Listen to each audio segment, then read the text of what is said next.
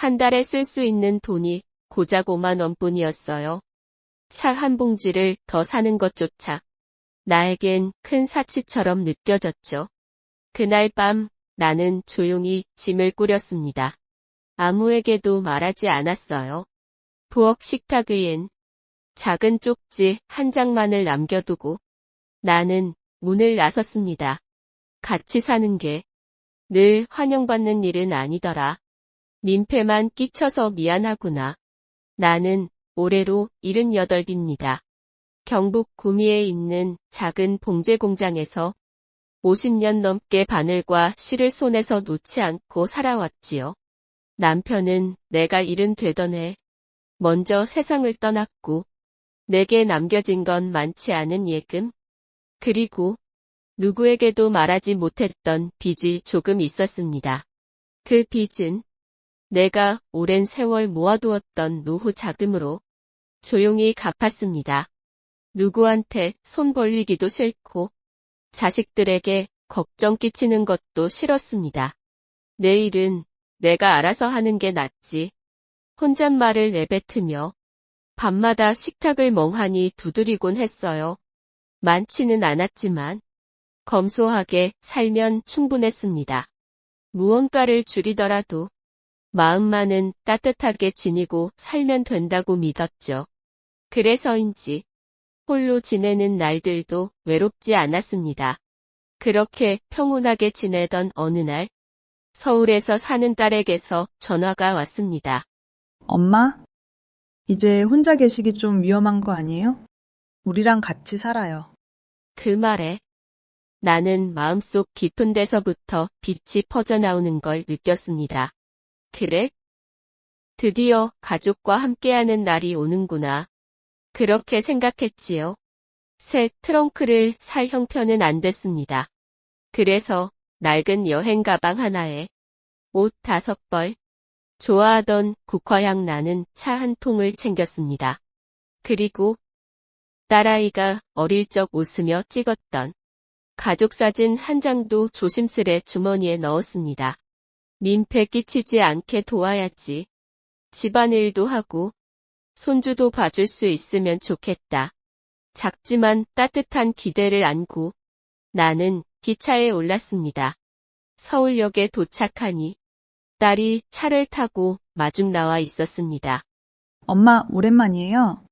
짐은 이게 전부예요? 나는 그 말을 들으며 조심스레 손을 내밀었지만 딸은 가볍게 웃기만 했고 포옹은 없었습니다. 집에 도착하자 현관 앞에서 딸이 말했습니다. 엄마 방은 1층이에요. 우리는 2층에서 지낼 거니까 생활 동선 안 겹치게 하자고요. 순간 조금 놀랐지만 나는 미소 지으며 고개를 끄덕였습니다. 방이 있는 것만으로도 나는 괜찮아. 하지만 그 순간 마음 한쪽 어딘가에서 아주 작은 파문이 일어난 것도 느꼈습니다. TV 소리, 웃음소리, 손주가 계단을 오르내리는 발소리, 모두 2층에서만 들려왔습니다. 그 모든 소리들이 신기하게도 내가 있는 1층까지는 도달하지 못하는 것 같았습니다. 가족과 함께 지낼 수 있다는 것만으로도 충분히 행복한 일이라 나는 스스로에게 그렇게 수없이 되뇌었습니다. 그리고는 조심스레 내가 아껴두었던 국화향 나는 차를 한 잔 우려내보았지요. 하지만 그 차를 함께 마셔줄 사람은 아무도 없었습니다. 서울에서의 새 삶이 시작되고 어느덧 석 달이 지나려 하고 있었습니다. 나는 매일 새벽 일찍 일어나 딸과 사위, 그리고 손주를 위해 부엌에 섰습니다. 된장을 풀고 쌀을 씻어 밥을 안치고 식탁 위에 반찬을 하나씩 차려 놓았습니다. 손주의 교복엔 정성스레 다림질을 해주었고 학교 데려다주는 일도 내 몫이라 생각하고 기꺼이 나섰습니다. 이 집에서 내가 쓸모있는 존재라면, 조금이라도 도움이 된다면 나는 이곳에 있어도 괜찮은 사람이겠지. 그렇게 스스로를 다독이며 말없이 묵묵히 하루하루를 보냈습니다. 그러던 어느 오후였습니다. 부엌에서 조용히 한 조각 떡을 입에 넣고 있던 순간 거실 쪽에서 들려오는 손주의 목소리가 내 귀를 스쳤습니다. 엄마, 할머니도 우리 음식 먹어? 나는 그 자리에서 손에 들고 있던 떡을 잠시 멈췄습니다. 입안에서 그 맛이 멀어지는 듯 느껴졌습니다. 잠시 후 딸의 목소리가 들렸습니다. 엄마, 요즘 뭐든 다 비싸니까 너무 많이 쓰지 마세요. 그 말투는 다정했지만 왠지 이 집에선 조심해서 살아야 한다는 무언의 경고처럼 들렸습니다. 그날 이후 나는 나만의 치약과 비누, 화장지를 따로 준비했습니다. 혹시라도 이 집 가게에 누가 될까? 그런 생각에 슈퍼에서 세일하는 물건들만 골라 조심조심 장을 봤습니다. 그리고 작은 수첩에 지출 내역을 꼼꼼히 적어 내려갔습니다. 12일, 율무차 한 팩, 2,400원.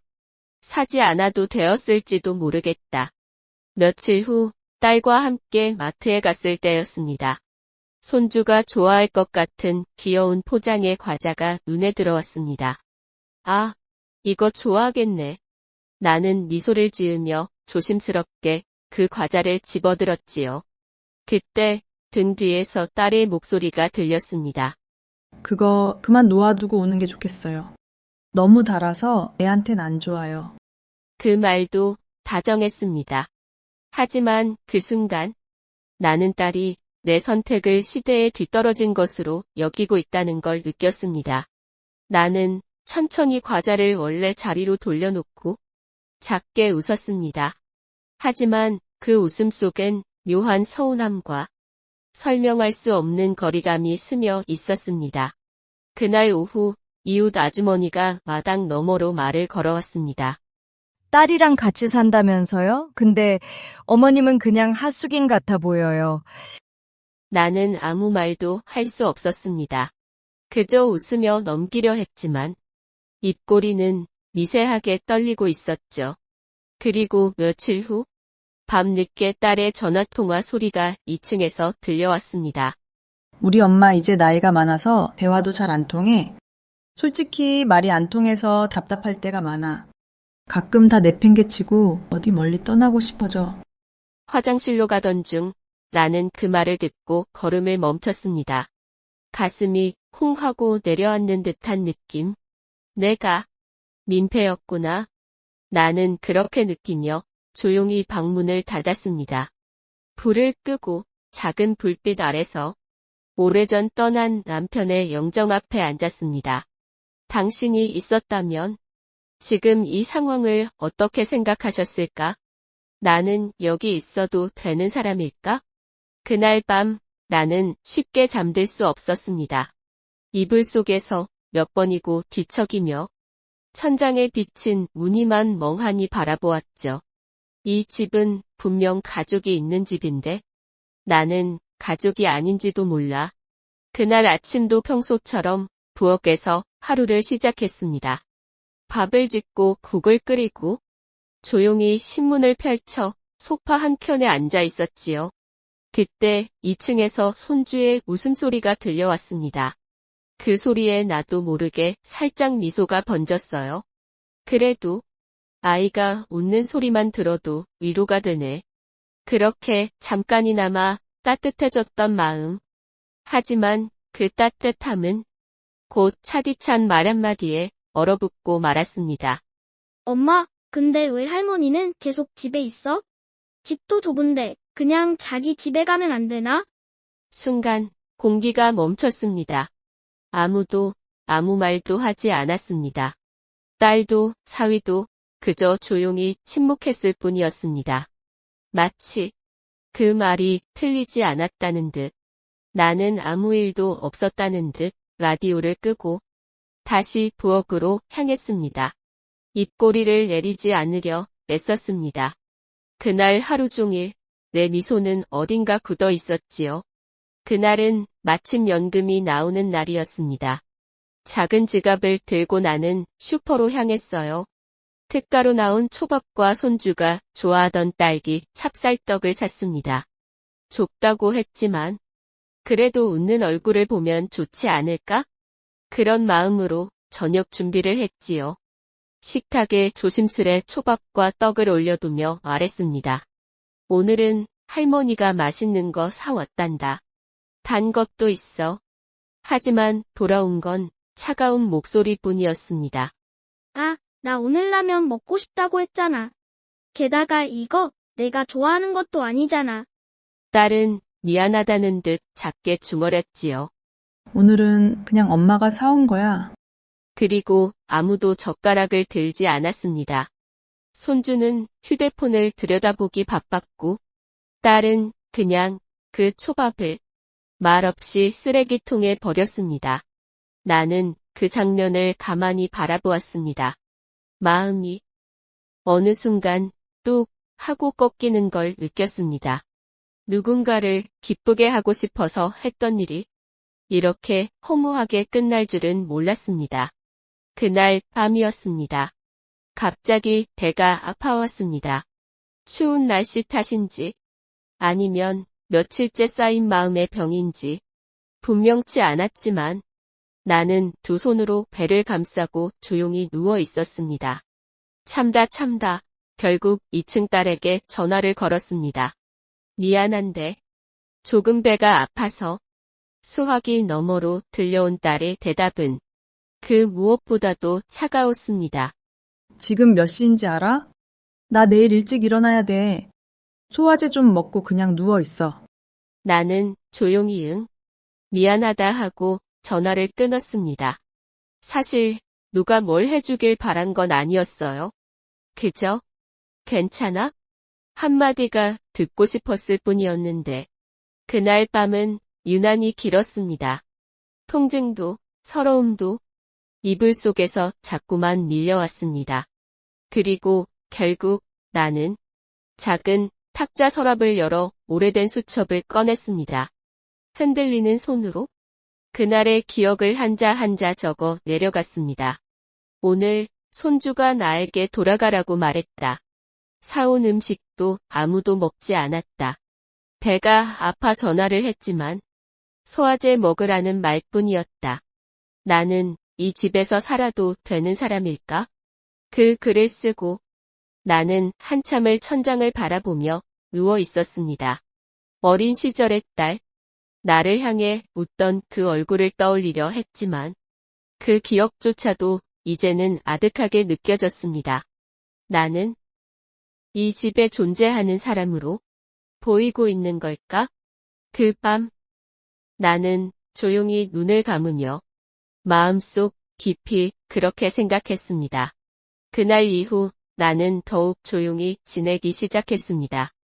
언제나처럼 아침 일찍 일어나 집안일을 했고 그 누구에게도 티내지 않았지만 마음속 어딘가에서는 결심이라는 게 천천히 자라나고 있었지요. 그건 원망도 분노도 아니었습니다. 그저 이곳에 내가 머무르는 것이 누구에게도 나 자신에게도 더는 좋은 일이 아니라는 걸 깨달은 것이었습니다.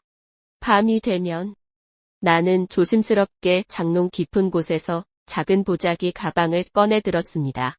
손에 익은 낡은 스웨터 한 벌, 아직 뜯지 않은 국화향 차 한 통. 그걸 차곡차곡 담으며 중얼거렸죠. 짐은 적을수록 마음이 가벼워지지. 내가 떠날 날은 유난히 조용하고 구름이 잔뜩 낀 밤이었습니다. 딸과 사위, 손주가 모두 잠든 시간, 나는 식탁 위에 짧은 쪽지 한 장을 조용히 내려두었습니다. 1년 반 동안 함께 살게 해줘서 고마웠어.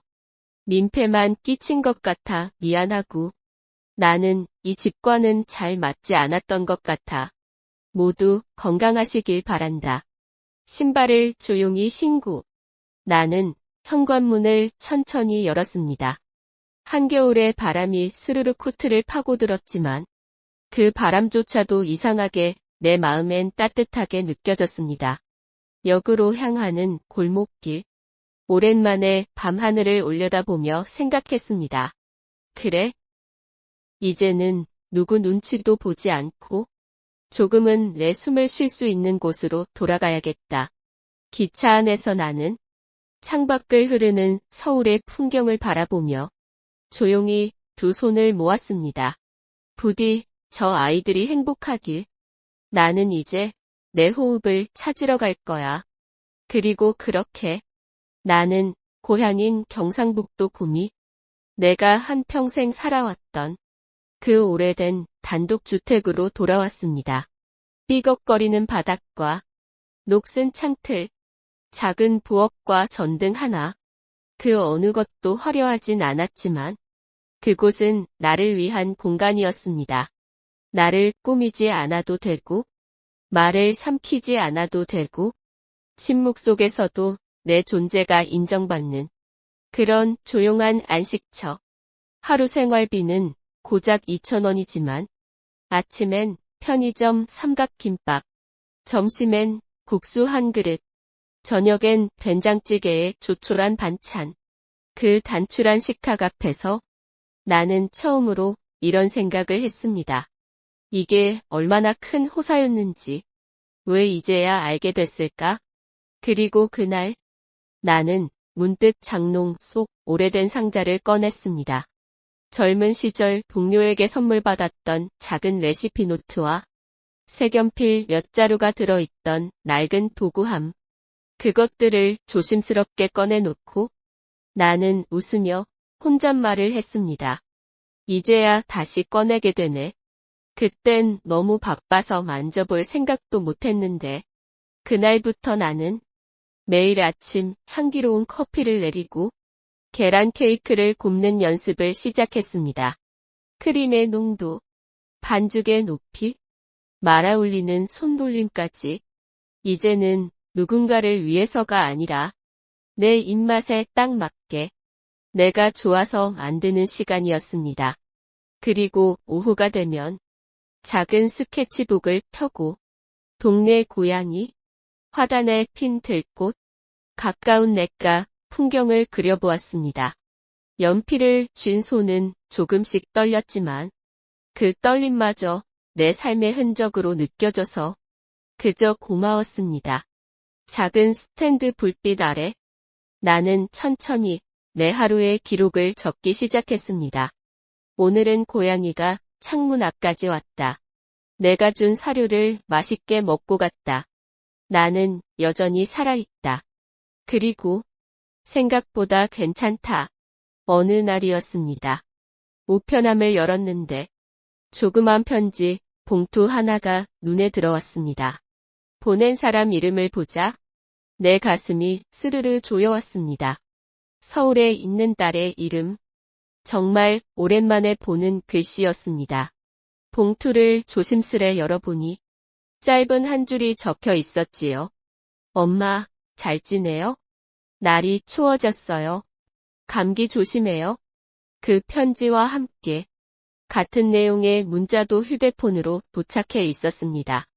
단 한 줄이었지만 그 몇 글자가 마치 목소리처럼 들려오는 듯했습니다. 나는 아무런 답장을 하지 않았습니다. 그저 천천히 눈을 감고 그 편지를 가만히 가슴 위에 올려두었지요. 3달 만에 연락. 그래도 아직 딸아이가 나를 생각하긴 하는구나. 그날 오후 우편함에 또다시 작은 무언가가 도착해 있었습니다. 이번엔 봉투가 아니라 작고 소박하게 접힌 색종이 한 장이었어요. 펴보니 거기엔 색연필로 그린 그림 한 장이 들어 있었습니다. 그림 속엔 내가 국화꽃 옆에 앉아 웃고 있는 모습이 그려져 있었고 그 옆엔 삐뚤빼뚤한 글씨로 이렇게 쓰여 있었지요. 할머니랑 꽃놀이 가고 싶어요. 순간 가슴 깊은 곳에서 뭔가가 스르르 올라왔습니다. 아, 이 그림은 손주가 그려보낸 거구나. 나는 그 그림을 조심스럽게 꺼내 남편 영정 옆에 놓았습니다. 그리고 오랜만에 남편을 향해 말을 걸었습니다. 여보, 이제야 나답게 숨 쉬는 곳에 돌아온 것 같아요. 그리고 그날 밤 나는 내 사진도 그 옆에 살짝 세워두었습니다. 젊은 시절 미소 짓고 있던 내 모습이 담긴 작은 증명사진 한 장. 그 아래에는 이렇게 써두었지요. 드디어 내 마음에 솔직한 인생을 선택했습니다. 그로부터 1년이 지났습니다. 나는 조용히 또 한 번의 결단을 내렸습니다. 이제 이 몸으로 혼자 지내기엔 다소 버겁구나. 그래서 스스로 결정했습니다. 동네에 있는 소규모 요양시설로 내 발로 걸어 들어가기로요. 누군가에게 기대는 게 창피한 일 같았지만 이젠 알았습니다. 혼자 다 하려고 애쓰기보단 제때 기댈 곳을 선택하는 게 더 건강한 용기라는 걸. 나는 조용히 짐을 챙겼습니다.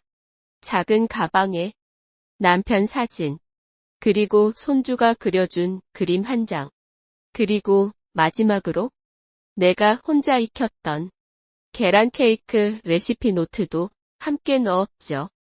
요양원에서의 삶은 생각보다 따뜻하고 북적였습니다. 나와 비슷한 또래 어르신들과 이야기 나누고 가끔 함께 꽃꽂이 수업도 받고 주 1회 미술 시간엔 나도 그림을 그렸습니다. 그곳에서 조금씩 나는 다시 웃음을 되찾아갔습니다. 어느 날 한 직원이 내게 물었습니다. 김 할머니 혼자 사셨을 땐 외롭지 않으셨어요? 나는 웃으며 고개를 천천히 저었습니다.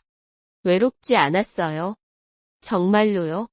그보다 더 외로웠던 건 가족과 함께 있으면서 존재 자체가 불편한 사람처럼 느껴질 때였죠. 그 말은 그들에겐 그냥 말이었겠지만 내겐 오랜 시간에 걸쳐 쌓여온 가장 진심 어린 고백이었습니다.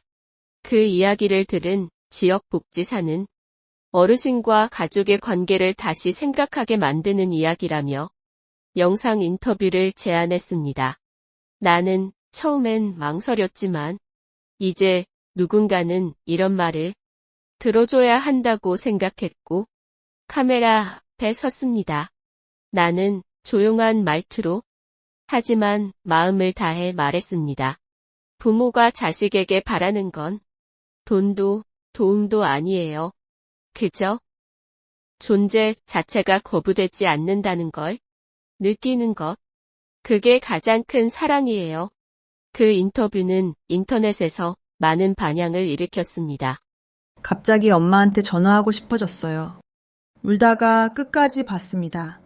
저도 너무 오래 외면했던 것 같아요. 그렇게 내 작은 이야기가 누군가의 마음을 두드리고 있다는 걸 조용히 느낄 수 있었습니다. 그리고 어느 날 오후 요양원 정문 앞에 한 여자가 조용히 나타났습니다. 유리창 너머 나는 다른 어르신들과 함께 종이접기 수업을 하고 있었죠. 딸은 아무 말 없이 그 장면을 가만히 바라보았습니다. 말을 걸지도 손을 흔들지도 않았습니다. 그저 나를 바라보며 천천히 고개를 숙이고 돌아섰습니다. 그 얼굴에는 슬픔과 미안함, 그리고 아주 늦은 깨달음이 겹겹이 겹쳐져 있었던 것 같았습니다. 그 후로 나는 딸에게 어떤 연락도 받지 않았습니다. 하지만 괜찮습니다. 나는 이제 누구의 엄마가 아닌 그저 나 자신으로서 마지막 시간을 살고 있으니까요.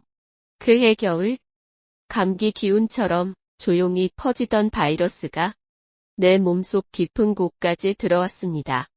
의사 선생님은 신종폐렴이라 했고 면회도 제한됐습니다. 딸이 찾아왔을 땐 이미 나는 말을 할 수 없었지요. 산소 마스크 너머로 그 아이의 얼굴이 뿌옇게 보였습니다. 그 아이는 떨리는 손으로 내 손을 잡고 말을 잇지 못했습니다. 눈물이 고인 눈으로 나를 보며 속삭였지요. 엄마, 정말 미안해. 정말 고마워요. 그 말을 왜 그땐 못했을까요? 나는 그 말을 들을 수 있었는지도 모르겠습니다. 혹은 그 목소리를 기다리고 있었던 걸지도요. 내 곁에는 남편의 사진, 손주가 그려준 그림, 그리고 조심스레 접힌 노트 한 권이 있었습니다. 그 안엔 내가 평생에 걸쳐 한 조각씩 배운 것들이 담겨 있었습니다.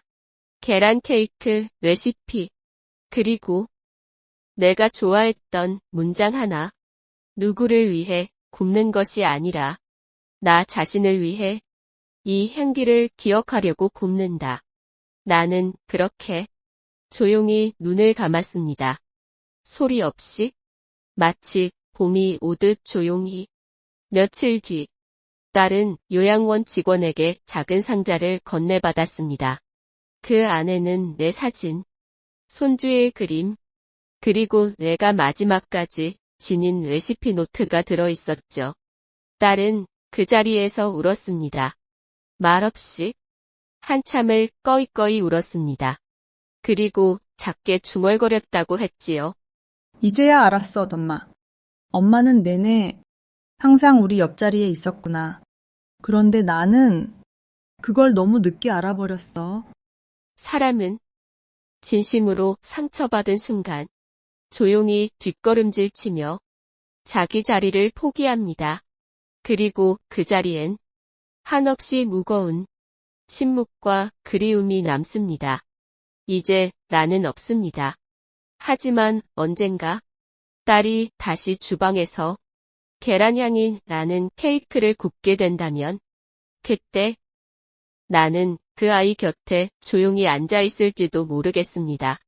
말없이, 그러나 가장 가까이에서 그 아이의 등을 토닥이며 당신에게도 그리운 누군가가 있다면 지금 그 사람에게 한마디 전해보세요.